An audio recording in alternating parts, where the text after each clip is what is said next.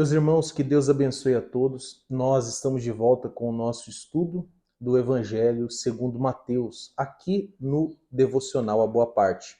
No último episódio, nós tratamos sobre a grande tribulação e a volta de Jesus Cristo. Ali nós entendemos, à luz de Mateus 24, que o Senhor Jesus nos ensina o seguinte: haverão três etapas, basicamente: o princípio das dores, a grande tribulação e, por fim, o seu retorno em glória para arrebatar a sua igreja.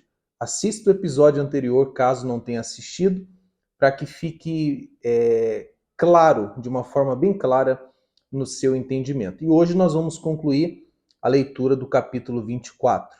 Abra sua Bíblia, Mateus 24. Nós vamos ler do verso 32 em diante. Nós vamos encerrar o capítulo 4 hoje, e o capítulo 24, melhor dizendo, hoje, e ele ainda fala sobre a volta de Jesus. Só que o que nós vamos ler hoje é a respeito de quando acontecerá a volta de Jesus. Tá bom? Então vamos juntos, Mateus 24, verso 32. Portanto, aprendei com a parábola da figueira.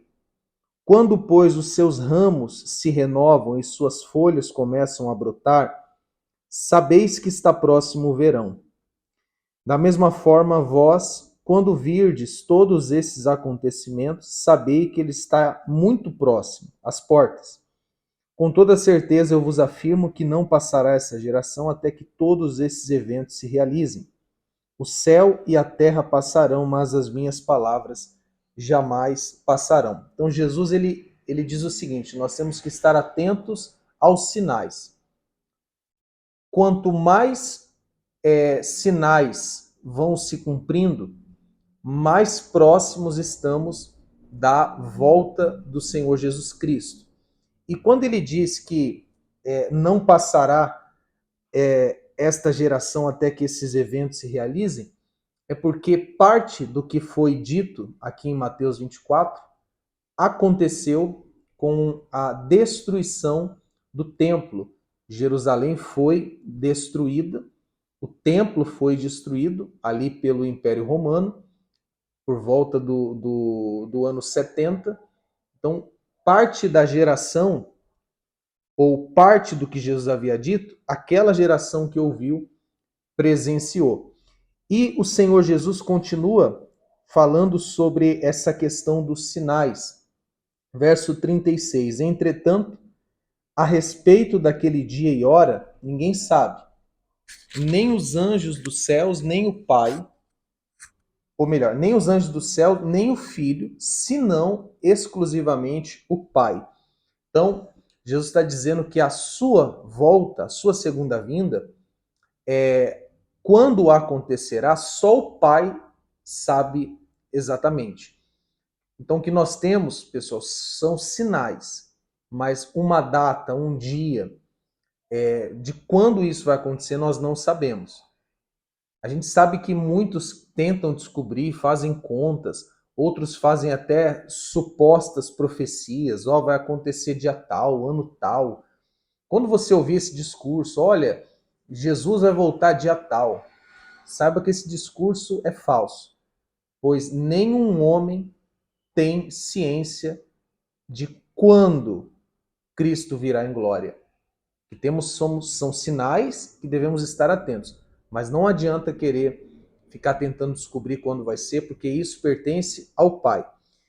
E o Senhor continua dando aqui um exemplo. Como aconteceu nos dias de Noé, assim também se dará por ocasião da chegada do Filho do Homem.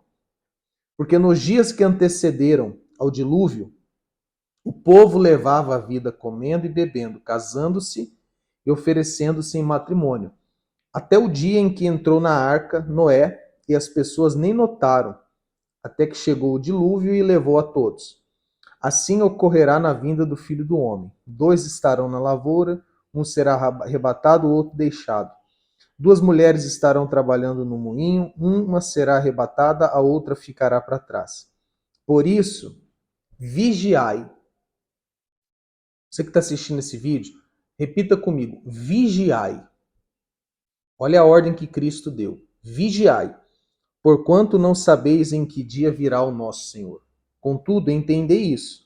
Se o proprietário de uma casa soubesse a que hora viria o ladrão, se colocaria em sentinela e não permitiria que a sua residência fosse violada. Portanto, ficai igualmente vós alertas, pois o Filho do Homem virá no momento em que menos esperais.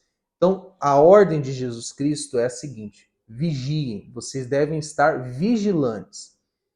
Nós não sabemos quando irá acontecer, mas nós devemos estar à espera, vigiando. E um detalhe que eu tenho a dizer a você que está acompanhando esse devocional: a volta de Cristo para o cristão não é motivo para preocupação, para medo, para insegurança.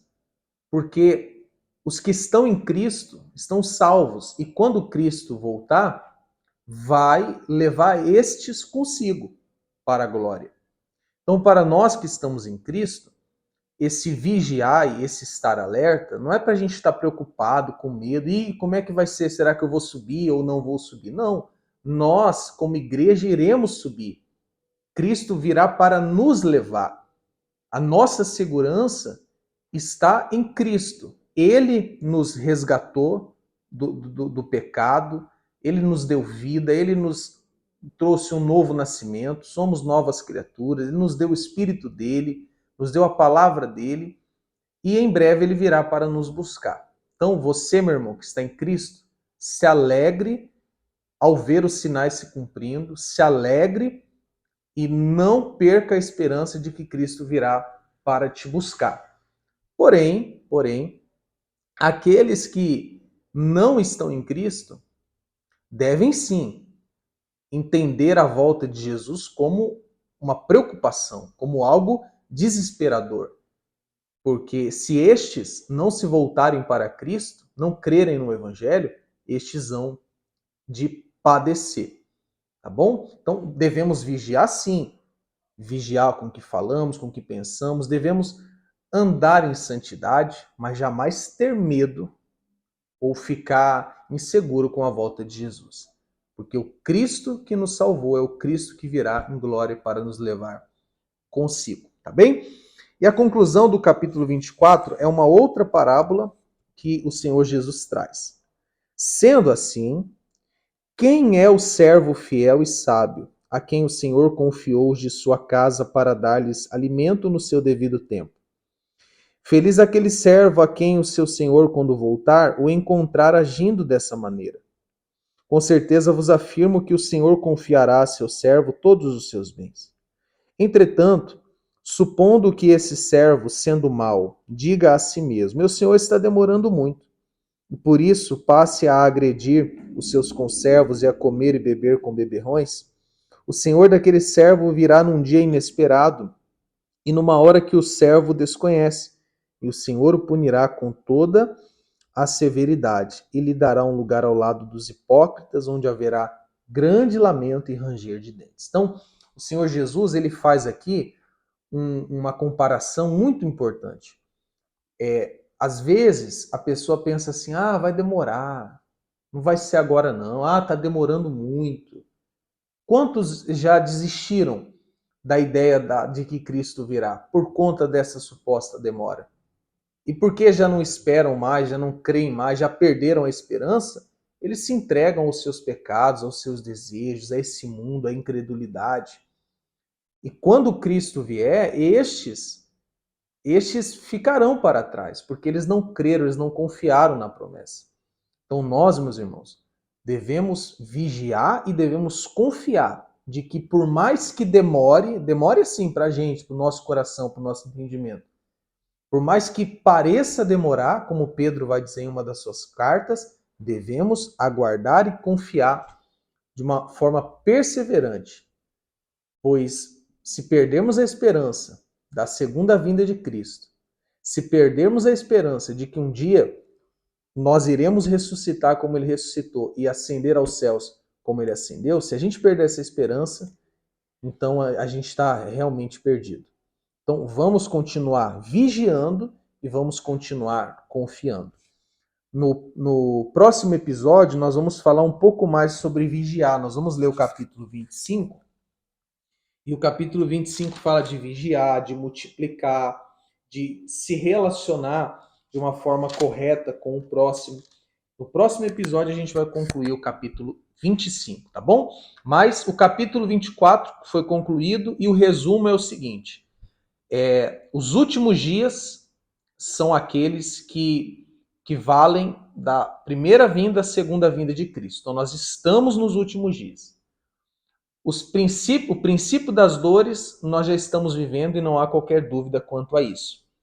A grande tribulação virá, e a igreja de Cristo, os eleitos, os escolhidos, conforme Mateus 24, estarão no meio da grande tribulação, e então Cristo virá em glória para arrebatar os seus eleitos, a sua igreja, para arrebatar os salvos.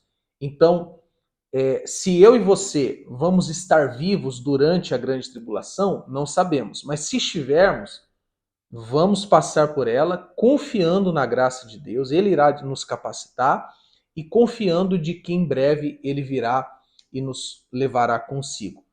Até que isso aconteça, nós devemos vigiar e jamais perder a esperança de que ele virá, tá bom? Então, no próximo episódio a gente vai fazer a leitura do capítulo 25.